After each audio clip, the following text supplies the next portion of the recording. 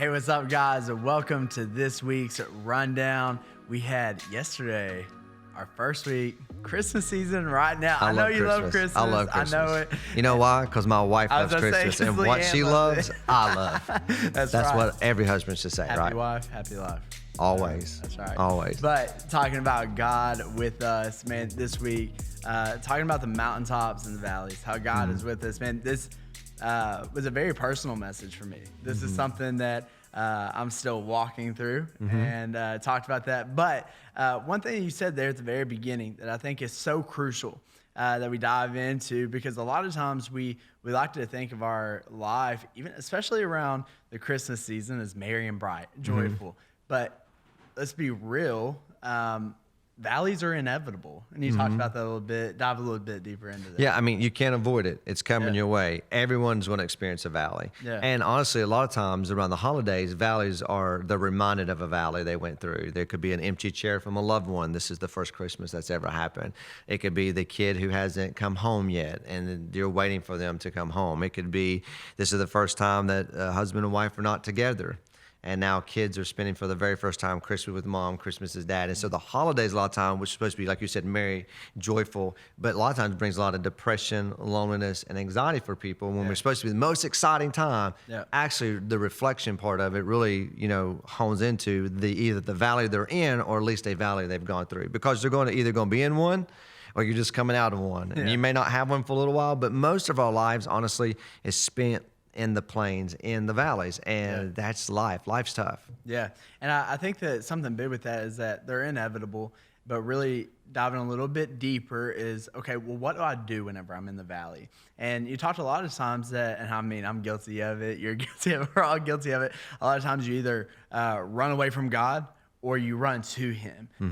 And what are some ways that you would say that the enemy tends to twist to get us to run from them instead of running to God? And how can you run to God? Well, a lot of times what happens is we begin to doubt where we've heard that God's good, there's a better life. And what's this ain't the better life? I'm in a valley. Yeah. What's so good about this? What's so better about my life right now in the valley? And so what happens is the enemy wants you to start to question the goodness of God. Like there's a purpose for this, but you don't see this. So, and you ask the question every time we get in the valley, why me? Yeah, Why me? Why not you? yeah, I mean, He didn't even spare His own son, the valley death that He walked through. So it's really, honestly, at the end of the day, it's not so much what do you do. There are things you can do, right? We can read our Bibles, we can pray, we can go to church, we can do those things. But it's really a perspective. You have to change your perspective. If you read the Psalms 23, verse 4, it says that even though I walk, which you got to walk, you got to keep moving. yeah.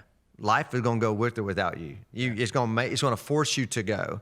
So you might as well walk. So keep walking. But then it goes and says, and you can do all this because I'm with you. Yeah. And so it's that perspective of going, okay, this stinks. I'm in a valley.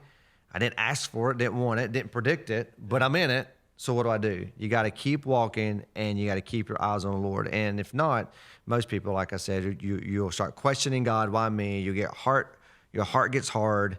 And now you're saying, well, you're mad at Him because He doesn't know what's best for you. Yeah, that's so good. That's so good. And that's something that, like I said, it's very personal for me. It's something I deal with, anxiety. I've dealt with seasons of depression, worry, things like that. And It's 2020. Like, Exactly. something happened the other day, and then I just said, it's 2020, man. I mean, it's going to happen. If it's going to happen, this is the year, right? Like, you walked under a ladder or a black cat crossed the road or something like 100 times. So this is 2020, That's right. Break a mirror. Why not? It's 2020.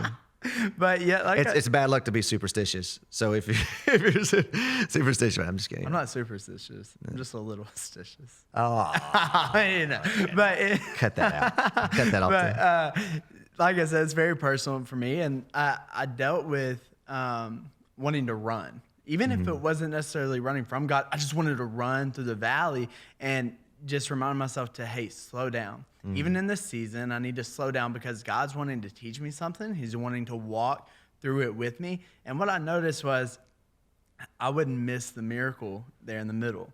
If you notice, like even people's lives in the Bible, they were in a valley whenever they needed a miracle. If you need a miracle in your life, you're in a valley. You're in a The tough place. prerequisites for a miracle is scarcity. It's Yeah. a valley. It's something you're lacking. Yeah, and I wasn't slowing down.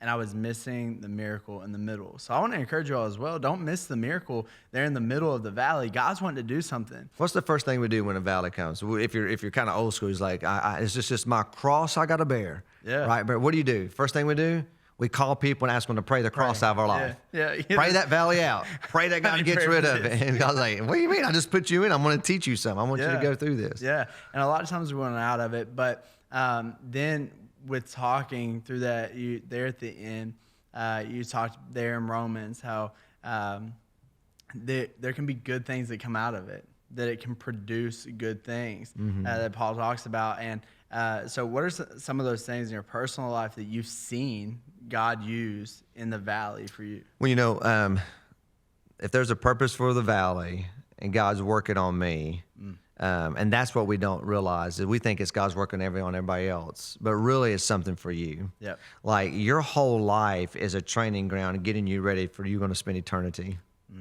It's going to make you more like Jesus. So instead of saying why don't we start asking what? What do you want me to learn? What do you want me to do? And I think, honestly, in my own life, the faster I surrender into what are you doing in my life? What do you want me to accomplish? What are you trying to do in me? It seems the faster you get through the valley. Because you're focused on what is this? It could be your character. It could be he wants to build endurance. It's because, hey, you're not ready to get to the next level that I want to take you. So until you go through this in your life, I can't get you to this where I want you to lead people in your own life. So it's that big fancy word called sanctification. Yep. He's still working on me to make me what I ought to be. And one thing about God, he doesn't care how long it takes. Yeah. He ain't no hurry whatsoever. So I think that slow down that process and stop and go, okay, how is this making me more like Jesus? How is it building my character? What can I learn? And then what can I use this to minister to other people? Mm-hmm. And I love it that you talked about in the valley, there is darkness, there is a shadow. And it's through this that you can be developed in the dark. So many times we talk about how darkness is a bad thing, but I mean, you look at old school pictures, a lot of times they would have to be developed in the dark to make something beautiful. So really work on being developed in the dark. Don't focus on the darkness, but so many times we focus on the darkness, we focus on the shadow, which whenever you see a shadow, a lot of times it's bigger. It's scary whenever we focus on that, but instead focus on the light. How would you like to dive into that a little bit more? Well, there's no shadow without light. Yeah. There's no shadow. So when you see a shadow, it's just an empty substance. So we're so afraid of the shadow. We're so afraid of the dark. But if there's shadow, then it has to be light. So I would encourage you to turn around. Quit looking at the shadow. Start looking at the light. Jesus is the light of the world. And so keep our eyes on him instead of the shadow. Yeah, that's so good. Well, anyways, guys, man, we just want to encourage you today to fix your focus back on him, the light of the world, the hope of the world. And man, this valley you're going through is not meaningless. God has a purpose for it. Develop in the dark. See what God's wanting to do in your life. But guys, thank you so much for joining us today on The Rundown. We'll see you all next week.